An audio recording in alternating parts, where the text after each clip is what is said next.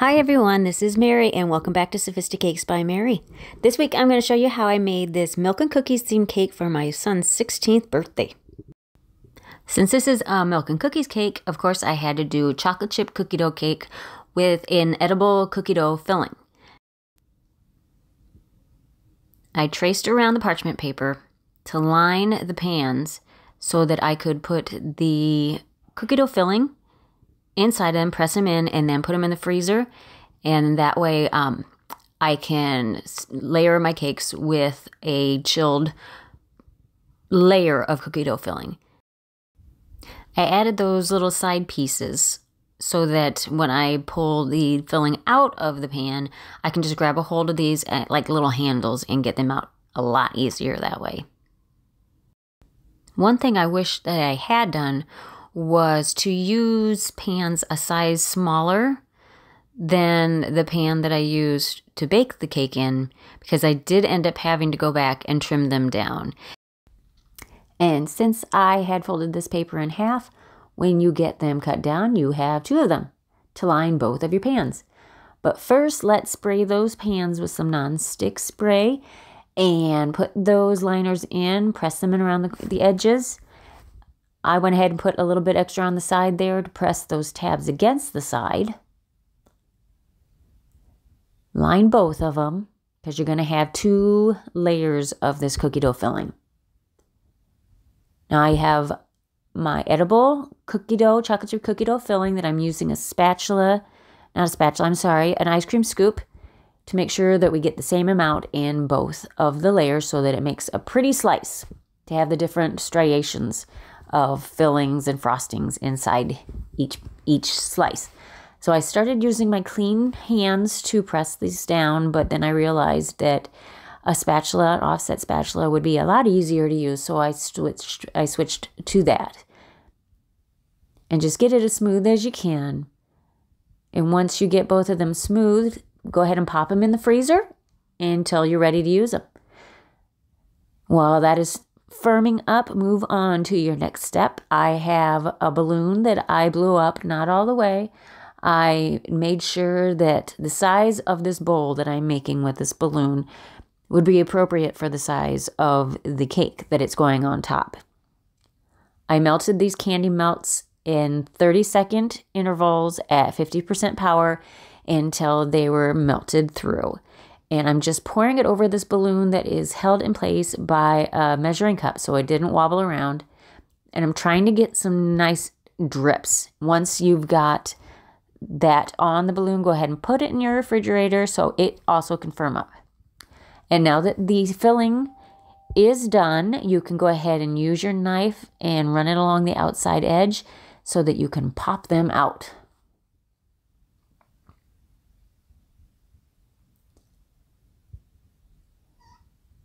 Put a little bit of buttercream on your plate that you're going to use for display and start your layering process. Use one layer of cake first, some vanilla buttercream, and then I'm going to put one of my layers of the cookie dough, edible cookie dough filling on top of this buttercream. Make sure that it's smoothed out and all the air bubbles are removed. And please excuse the background noise. My children's friends are at the door. Now I am going to go ahead and level out the buttercream. Make sure that it's not sticking out around the edge. Not necessary, it's just the way I like to do it. Then add your layer of cookie dough filling, a little dab of buttercream to get the next layer of cake to stick. Make sure you remove any remaining parchment paper that might be on there. That would be an unpleasant surprise. And repeat the process with some buttercream.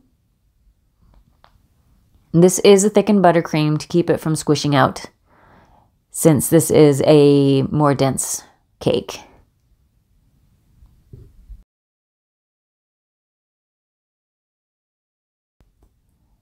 Smooth it out again prior to adding your next layer of the cookie dough filling.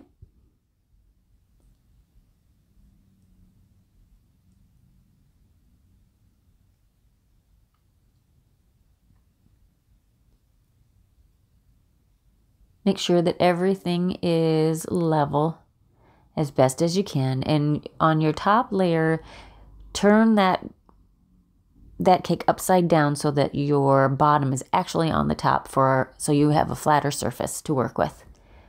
And I went ahead and put some of that thickened buttercream in between the layers to fill in that gap. And I used my offset spatula again to really press that buttercream in. Air bubbles could be a problem later on. They do tend to pop out. So you want to do whatever you can do to try to eliminate as many air bubbles as you can. And I'm using this buttercream that is remaining on the outside that I added to be used as a crumb coat. And a crumb coat is what locks those crumbs in. It doesn't need to be thick, just enough to make sure those crumbs are not going to come out through your buttercream on your last layer.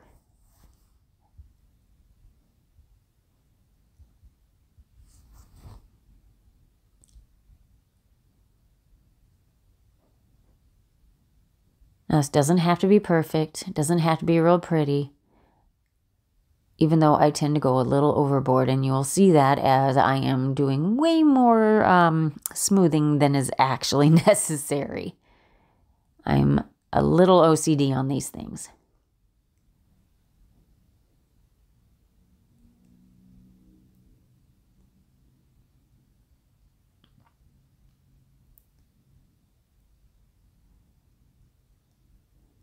Seriously, it does not have to be this smooth.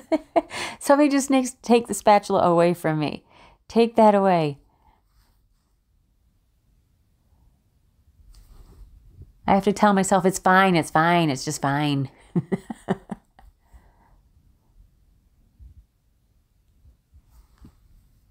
Now make sure that you do pull that extra lip of frosting into the center there.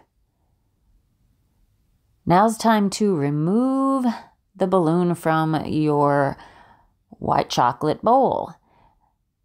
I do like to release the balloon a little bit from these drips because I'm afraid that if I pop this balloon before it's released a little bit, that those very fragile drips are going to get pulled in with that balloon and get snapped off. So I just go ahead and release it a little bit using my finger and a little bit of pressure. I did not want to use a nonstick spray or shortening on the balloon because I did not know how the chocolate would react to that. So I just didn't take that chance. So I'm doing this extra step. And here we are using my little, look at that, it scared the crap out of me. Little pinking shears to pop the balloon. And then very gently take your time here and remove the balloon from the bottom. It does like to stick a little bit, and you want to make sure you're not accidentally knocking those drips off with your hand by paying too close of attention to what you're doing on the bottom and forgetting that your hand is attached to a wrist, which is attached to an arm, and they can run into things. So yeah, go ahead and do that very gently. Now, I don't like how this bowl has a little bit of a point on the bottom, but that's because I did not blow the balloon up all the way. So I'm going to have to tackle that later, and you'll see how I deal with that. Now, this is your first layer of buttercream after the crumb coat. I'm going to do this layer because this is a request of my son. He likes a brown sugar buttercream. So I did a layer, whoa, look at me go. A layer of brown sugar buttercream underneath a layer of white vanilla buttercream because I wanted it to be white on the outside to go along with the milk and cookies theme. I wanted it white. So put this layer on, smooth it out, and then go ahead and pop it in the fridge or the freezer. Fridge for 20 minutes, freezer for about 10. And then when it's firm to the touch and you can touch it and nothing sticks to your finger, you can go ahead and put your last layer on. Now, you do not have to use a piping bag to apply this. I just like to change it up sometimes, and this time I wanted to do it this way. Either way is just fine.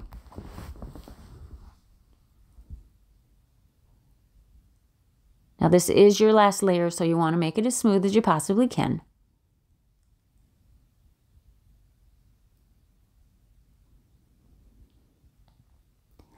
And I actually wanted to use mini chocolate chips for this little border on the bottom, but I used all the mini chocolate chips in the cake batter and in the filling. So I had to improvise, and I had regular sized chocolate chips on hand. So I just went ahead and used those. And you're going to want to put these on before your buttercream crusts. If you use an American buttercream, it's going to crust if you leave it in the air or put it in your fridge. If you don't want an American buttercream, if you want to do a Swiss or an Italian meringue, that's fine too. You don't have to worry about it crusting over like you would with an American buttercream. But go ahead and use your hands, your fingers to place those chocolate chips where you think you need them. And look at that, jumping right off, weren't they? And I like to use my offset spatula to press them in a little bit too. Just arrange them in a way that's appealing to your eye. And I'm making some edible chocolate chip cookie dough balls as a decoration. I tend to be a perfectionist, like I've said, and I went ahead and rounded these balls after I had them popped out. But you don't have to. You can leave them more rustic, just as they are right now. I kind of debated. Either way would have been fine. And then there I go, rolling them into perfect spheres like that's necessary. It's not. I promise it's not. That's just me. And then once I had these rolled up, I just placed them in the fridge until I was ready for them too. And that's my little test drip. I will link the recipe for this chocolate drip. But I found, honestly, that it was a little on the thinner side for me. Probably would have worked better if I had let it chill for a little bit longer. But it's fine because I wanted to use a spatula and I wanted it to be a more rustic drip as compared to my normal using a piping bag and making it more intentional. I wanted this to just kind of drip as it would, and I kind of liked it for this cake.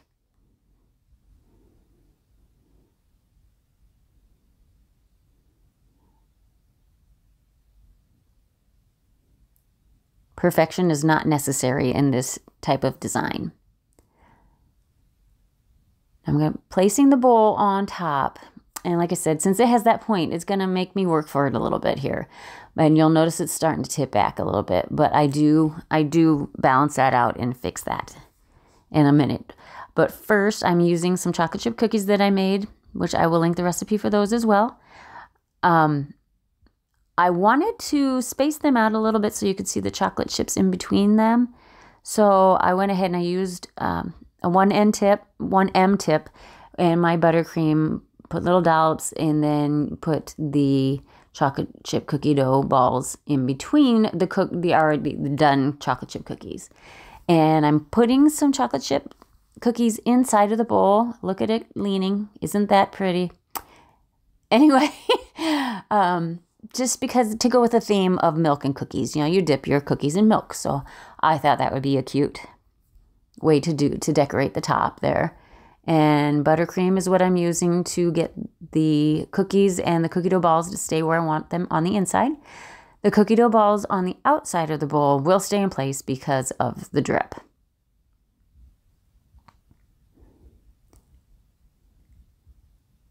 So there you have it, the milk and cookies themed birthday cake. I hope you enjoyed this tutorial, and please like, subscribe.